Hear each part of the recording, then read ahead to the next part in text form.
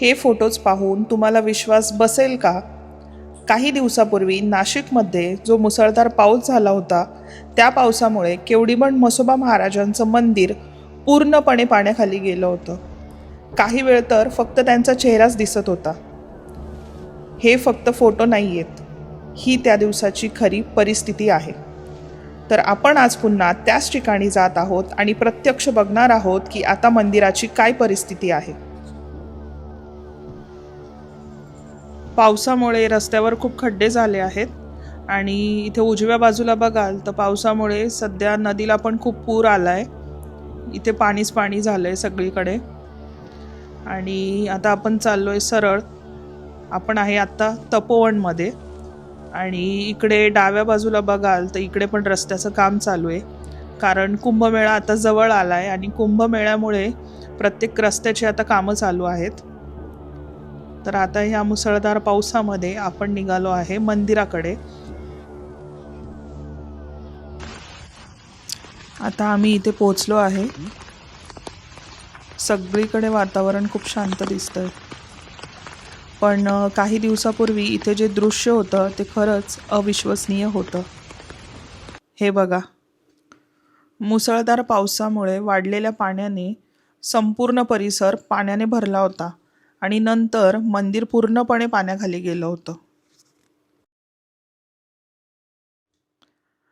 इतकं सगळं असताना सुद्धा, म्हणजे पाणी किती वाढलं किंवा परिस्थिती किती कठीण असली तरीही भाविकांची श्रद्धा कमी झाली नाही.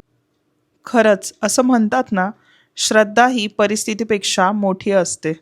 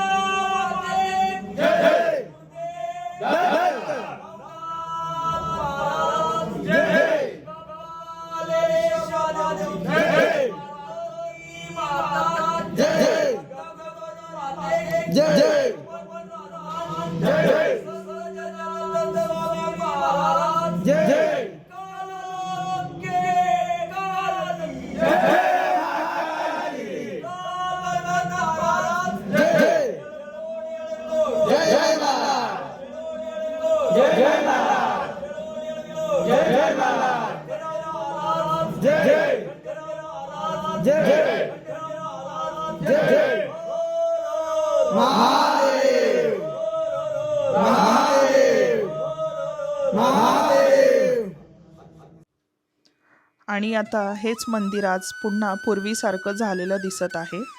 पाणी पूर्णपणे कमी झालं आहे.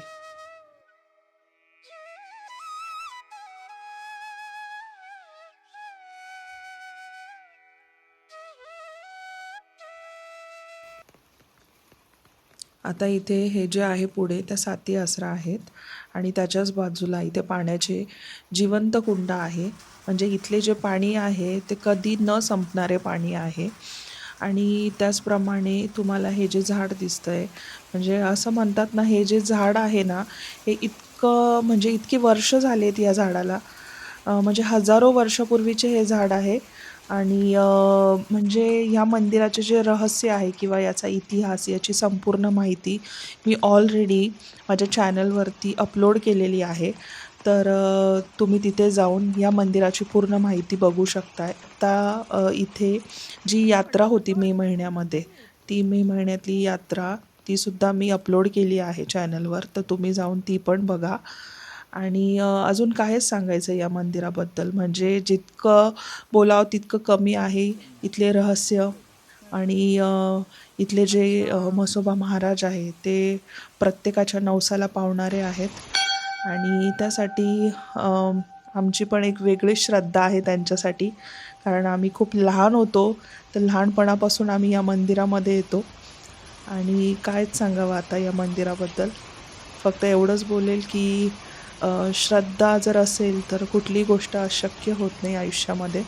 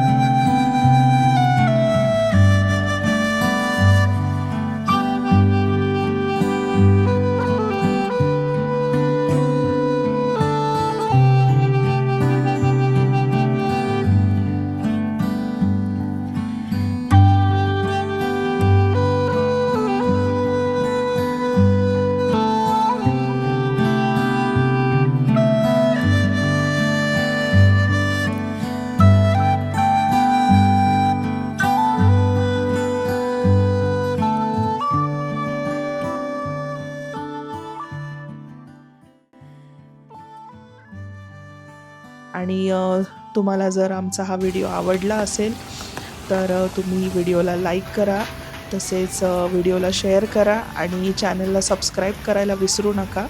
मी प्रयत्न करेल की तुमच्यासाठी असेच नवनवीन व्हिडिओ घेऊन येत राहणार.